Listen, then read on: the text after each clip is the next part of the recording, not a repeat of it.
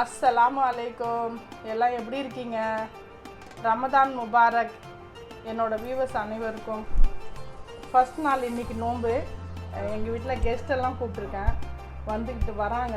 அதனால் நம்ம நோம்பு கஞ்சி சிம்பிளாக ஈஸியாக எப்படி செய்கிறது அப்படின்ட்டு தான் நான் உங்களுக்கு காட்ட போகிறேன்.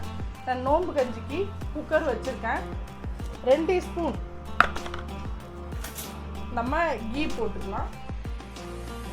2 டீஸ்பூன் ஆயில் போட்டுக்கலாம். ஒரு சின்னதாக ஒரு பட்டை, ஒரு 6 ஏலக்காய். நான் இது 2 தான் போடுவேன் கஞ்சிக்கு. இதில் வந்து ஒரு வெங்காயம், ஒரு தக்காளி, 5 பச்சை மிளகாய் கட் பண்ணி வச்சுருக்கேன். இதை நம்ம இதில் சேர்த்துக்கலாம். ஃப்ரை ஆகட்டும். இதுலேயே கொஞ்சம் நம்ம சால்ட், தேவையான அளவு சால்ட் போட்டுக்கலாம். நான் அரை மணி நேரம் முன்னாடியே நான் வந்து ரைஸு பாஸ்மதி ரைஸு நான் இதால் 1 கப்பு ரைஸு நான் வந்து ஊற வச்சு வடித்து வச்சுருக்கேன். இதை வந்து நம்ம லைட்டாக மிக்சியில் ஒரு சுற்றி எடுத்துக்கலாம். ஏன்னா முழுசாக நல்லா பெருசாக இருக்குது ரைஸு. அதனால் கொஞ்சம் சின்னதாக நம்ம ரவோட பெருசாக குருணை இருக்கும் பார்த்தீங்களா, அரிசி குருணை, அந்த அளவுக்கு நம்ம இதை ஆக்கிக்கலாம் பாஸ்மதி ரைஸை. இதே கிளாஸால் பச்சைப்பயிறு 1/2 கப்பு, பச்சைப்பயிறு 1/4 கப்பு, கடலைப்பருப்பு, ஒரு 2 டீஸ்பூனு வெந்தயம் நான் இதில் ஊற வச்சு வச்சுருக்கேன். இதை பாருங்க, வெந்தயம் வந்து கொஞ்சம் நிறையா போட்டால் நல்லது. வெந்தயம் வந்து குளிர்ச்சி, அதனால் நம்ம வந்து கொஞ்சம் நிறையா போட்டு செய்கிறது நல்லது. வாசனையாகவும் இருக்கும், நல்லா டேஸ்ட்டு நல்லா வரும் உங்களுக்கு. வெந்தயம் கொஞ்சம் நிறையா போட்டிங்கன்னா, கடலைப்பருப்பு கம்மியாக போட்டுக்கோங்க, பச்சைப்பருப்பு ஜாஸ்தியாக போட்டுக்கோங்க. இதை நான் ஊற வச்சு எடுத்து வச்சுட்டேன். நம்ம குக்கர்லேயே நம்ம தாளிச்சியே நம்ம கஞ்சியை வேக வச்சிடலாம். முடிஞ்சதுக்கப்புறம் நம்ம எந்த அளவுக்கு பதமாக வேணுமோ அந்த அளவுக்கு நம்ம தண்ணியை யூஸ் பண்ணி 1 ஸ்பூன் இஞ்சி பூண்டு பேஸ்ட்டு இதை இதில் போட்டுடலாம். இதில் கொஞ்சோண்டு புதினா, கொஞ்சமாக மல்லித்தலை நம்ம யூஸ் பண்ணிக்கலாம். இது கூட நம்ம இப்போ தக்காளியை போட்டுக்கலாம்.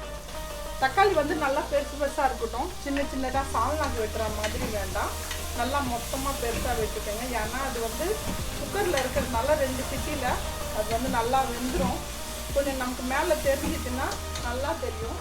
அதனால கொஞ்சம் பெருசாக வெட்டிக்கோங்க. ஆயிடுச்சு, இவ்வளோதான். இது நான் வந்து 1.5-2 லிட்டர் வரைக்கும் நான் தண்ணி விட்டுவேன். இது தால் எல்லாமே கழுவிட்டு தான் வச்சுருக்கேன், அதனால் இந்த தண்ணியும் நான் அதில் அப்படியே போட்டுருவேன். ரைஸ் வந்து நான் பிளைண்டரில் தான் நான் நுணுக்கி தெரிஞ்சு பாருங்கள் எப்படி இருக்கு பாருங்கள். இந்த அளவுக்கு நம்ம நுணுக்கிக்கணும். இதையும் இதில் போட்டு தாங்க இருக்குது. இதை நம்ம உப்புலாம் கரெக்டாக இருக்காண்டு பார்த்துட்டு நம்ம இதை 2 சிட்டி விட்டு எடுத்துக்கலாம். தக்காளிலாம் பாருங்கள் அப்படியே இருக்குது, பார்க்கவே எவ்வளோ செம்மையாக இருக்குல்ல. இதை நம்ம 2 சிட்டி விட்டு எடுத்துக்கிறோம். ஃபாஸ்ட்டாக வச்சுட்டு நம்ம மூடி நல்லா 2 சிட்டி வரட்டும். அதுக்கப்புறம் நான் உங்களுக்கு எப்படி இருக்குன்னு போடுறேன். கஸ்டர்டும் பிஸ்கட் போட்டு நான் ஒரு புட்டிங் செய்ய போகிறேன். அதுக்கு வந்து மேரி பிஸ்கட் தேவை. மேரி பிஸ்கட்டோ இல்லை வேறு உங்ககிட்ட இருக்குது, ஆனால் சால்ட் பிஸ்கட் போடக்கூடாது. மேரி வேறு ஏதாவது நீங்கள் குட்டே பிஸ்கட்டு, வேறு கோதுமை பிஸ்கட்டு, அந்த மாதிரி எது வேணுமோ போடலாம். சால்ட் பிஸ்கட்டு போடக்கூடாது. நான் வந்து கொஞ்சம் கோதுமை பிஸ்கட் எடுத்து வச்சுருக்கிறேன், கொஞ்சமாக நான் மேரி எடுத்து வச்சுருக்கேன். இதை வந்து என்ன செய்கிறேன், நான் வந்து பிளைண்டரில் போட்டு நுணுக்கிட்டு பட்டர் ஒரு 3 ஸ்பூன் மெல்ட் பண்ணி வச்சுருக்கேன். இதில் நம்ம சேர்த்து இந்த பாருங்கள் அரைஞ்சிருச்சு பாருங்கள். நம்ம இப்போ மெல்ட்டான பட்டர் கொஞ்சம் ஊற்றிக்கலாம். நான் வந்து இதில் 3 ஸ்பூன் வச்சுருக்கேன். பார்த்துட்டு நம்ம கொஞ்சமாக சேர்த்துக்கலாம். நம்ம ஃபுல்லாக ஒரே இதாக சேர்த்தோம்னா கொஞ்சம் வந்து அப்படியே இது மாதிரி ஆகிடும். அதனால் நம்ம கொஞ்சமாக சேர்த்துக்கலாம். ஆயிடுச்சு, நான் எடுத்துடுறேன். இந்த பவுலில் நம்ம கஸ்டர்ட் பண்ணி ஊற்றுறோமோ அந்த பவுலில் நம்ம இதை பிஸ்கட்டை போட்டுடலாம். பிஸ்கட்டை போட்டுட்டு ஒரு ஸ்பூன் இருந்துச்சுன்னா இந்த மாதிரி இதை நம்ம கொஞ்சம் அழுத்தி விட்டுக்கலாம். சரி சம்மா செஞ்சு நம்ம அழுத்தி விட்டுட்டு இதை நம்ம ஃப்ரிட்ஜில் வச்சுக்கலாம். நம்ம வந்து கஸ்டர்டு செய்கிற வரைக்கும் இது ஃப்ரிட்ஜில் இருந்தால் போதும்.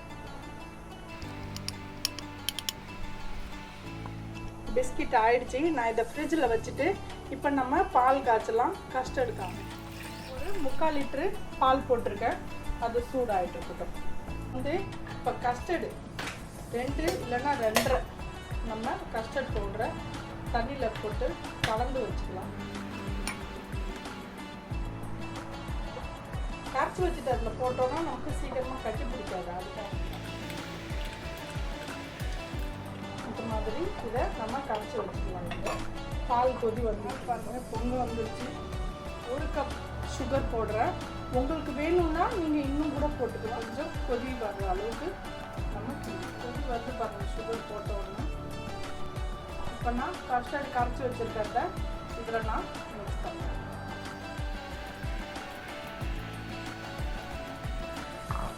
கொஞ்சம் ஸ்லோ பண்ணிக்கலாம். இப்போ நம்ம இதை ஃபுல்லாக நம்ம இதில் வேணும்னா கூட ஃபுட் கலர் கூட சேர்த்துக்கலாம். உங்களுக்கு கலராக வேணும்னா போதும். ஒரு 5 நிமிஷம் இது ஆறட்டும். ஆஃப் பண்ணிடுவோம். நம்ம கஸ்டர்டும் ஆயிடுச்சு. இங்கே பாருங்கள், கொஞ்சம் சூடு இருக்குது தான், ஆனால் நம்ம இப்போ ஃப்ரிட்ஜில் வைப்போம், அதனால அது சரியாக போயிடும். இதுவும் கொஞ்சம் ஜில்லுண்டு நல்லா கட்டியாக ஆயிடுச்சு. இதில் வந்து நம்ம கொஞ்சமாக நல்ல ஒரு ரோஸ் வாசனை டேஸ்ட் வரும். போதும் 1 ஸ்பூன். இதை நம்ம வச்சிடலாம். இப்போ நம்ம இந்த கஸ்டர்டை இதில் ஊற்றிடலாம்.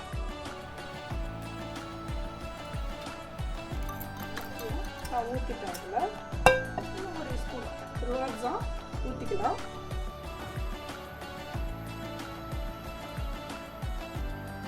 வாழைப்பழம் வச்சுருக்கேன், கொஞ்சமாக பொமக்ரானேட், கொஞ்சமாக கிரேப்ஸ்.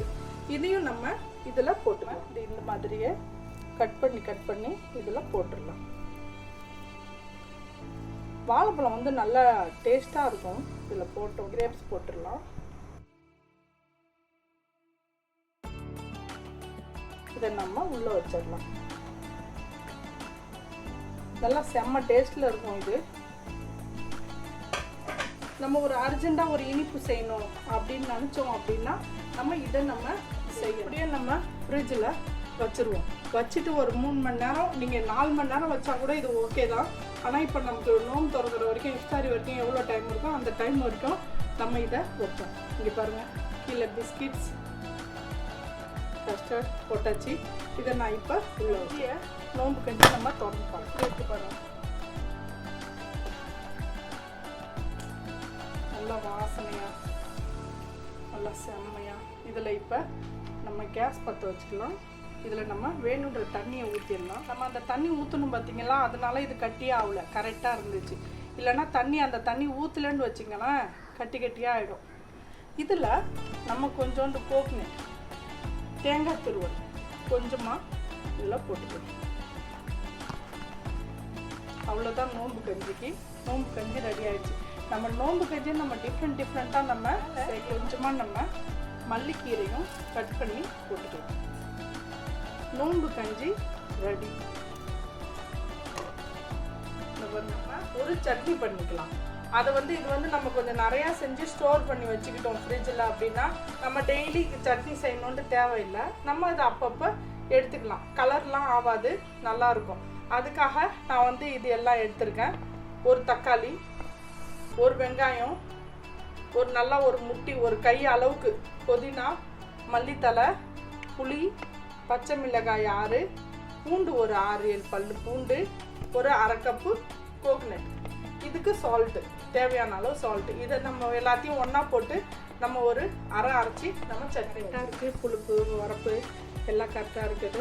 நம்ம இதை இப்படியே ஸ்டோர் பண்ணி வச்சுக்க வேண்டியதுதான். இது காமிச்சேன், குளோபல் வில்லேஜில் பேரிச்சம்பழம் வாங்கியிருக்கேன்னு. சுபர்ணி இது அந்த பேரிச்சம்பழம். இதில் வந்து நான் கொட்டையை எடுத்துட்டேன். சுபர்ணி கொட்டையை எடுத்துகிட்டு ஒரு பாதாம் வச்சுருக்கேன். எடுத்துகிட்டு வரல, கொட்டையை எடுத்தாச்சு. இதில் பாதாம் உள்ளே வச்சுருக்கேன். இது உங்கள் சாய்ஸ் தான். நீங்கள் கொட்டையை எடுத்துகிட்டு பாதாம் வைக்காமலும் நீங்கள் அப்படியே வச்சுக்கலாம். கொஞ்சமாக தேன் எடுத்து இதில் இந்த மாதிரி போட்டுக்கணும். ரொம்ப நல்லாயிருக்கும். தேன் வந்து ரொம்ப ஸ்வீட்டாக நல்லாயிருக்கும். இது எல்லாம் அரபிங்க வந்து இந்த மாதிரி தான் சாப்பிடுவாங்க. தேன் போட்டு இதில் பேரிச்சம்பழம், எள், தேன் எல்லாம் போட்டு சாப்பிடுவாங்க. ரொம்ப நல்லாயிருக்கும் சாப்பிட்றதுக்கு. இந்த மாதிரி எள்ளை இதில் இப்படி போட்டுக்கணும். எல்லா இடத்துலையும் தேனும் போயிருக்கும், எள்ளும் போயிருக்கும். இந்த மாதிரி போட்டு நம்ம நோம்பு நாளில் வச்சுக்கிட்டோம்னா நமக்கு அப்படியே எடுத்து சாப்பிட்றதுக்கு ரொம்ப நல்லாயிருக்கும். இந்த பாருங்கள் எவ்வளோ செம்மையாக இருக்குது பாருங்கள். பேரிச்சம்பழத்தை இந்த மாதிரி வச்சுட்டு நம்ம சாப்பிட்டோம்னா இது இன்னும் நல்ல. பேரிச்சம்பழம் ஈரமாக இருந்துச்சுன்னா நம்ம தேன் போட வேணாம். பேரிச்சம்பழம் ஈரம் இல்லைன்னாக்கா கொஞ்சம் தேன் போட்டு இருந்தாலும் தேன் போட்டு சாப்பிட்டா ரொம்ப டேஸ்ட்டாக இருக்கும். தேன் எள்ளும் நீங்களும் ட்ரை பண்ணி பாருங்கள். முன்னாடியே ஒரு வாட்டி நான் வடை செஞ்சேன். நான் தான் சொன்னேன் எனக்கு வடைலாம் வராது, போண்டா தான் வரும்னு. இன்றைக்கும் அதுதான் செய்ய போகிறேன். இந்த பாருங்க உளுந்து மாவு அரைச்சி வச்சுருக்கேன். தண்ணி இல்லாமல் நல்லா செம்மையாக இங்கே பாருங்கள் அரைச்சாச்சு. அதுக்கு என்னென்ன போடுறோம் இந்த வாட்டி நான் வந்து மெழுகு வந்து முழுசாக போட போகிறேன். ஆனால் பச்சை மிளகா போட்டிருக்கேன். ஏன்னா இன்றைக்கி நம்ம கெஸ்ட்லாம் வராங்கள்ல, அவங்களுக்கு தகுந்த மாதிரி வடை செய்யலாம் அப்படின்னு. இந்த பாருங்க பச்சை மிளகாய், வெங்காயம், கருவேப்பிலை இதுதான் இதுக்கு போடணும். போட்டுக்கலாம். இதில் நம்ம கொஞ்சமாக மெழுகு வந்து போட்டுக்கலாம். குட்ட வேண்டாம், அப்படியே போட்டுக்கலாம். இந்த பாருங்க ஒரு அரை ஸ்பூன் இருக்கும். தேவையான அளவுக்கு சால்ட் போட்டுக்கலாம். இதை நம்ம ஃபுல்லாக மிக்ஸ் பண்ணிட்டோம். 2 ஸ்பூன் நம்ம இதில் ரைஸ் பவுடர் போட்டுக்கலாம். நம்ம அரைக்கும் போது கூட நம்ம வந்து அரிசி கொஞ்சோண்டு ஊற வச்சு அதிலே சேர்த்து அரைக்கலாம். அப்படி இல்லைன்னா நம்ம பவுடர் போட்டுக்கலாம்.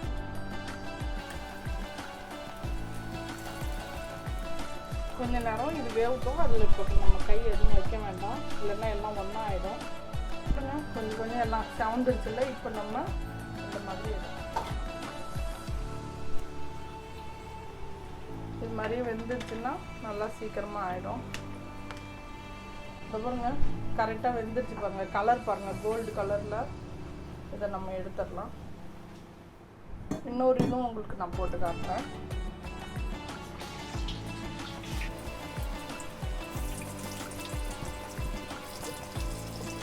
போட்டாச்சு. அதே மாதிரி அது கொஞ்சம் வெந்தோன்னா நம்ம திருப்பி விடணும். எப்படி கலராக ஆகிட்டு எடுத்துட்டு பாருங்க. ஆயிடுச்சு. நான் இதுவும் எடுத்துடுறேன்.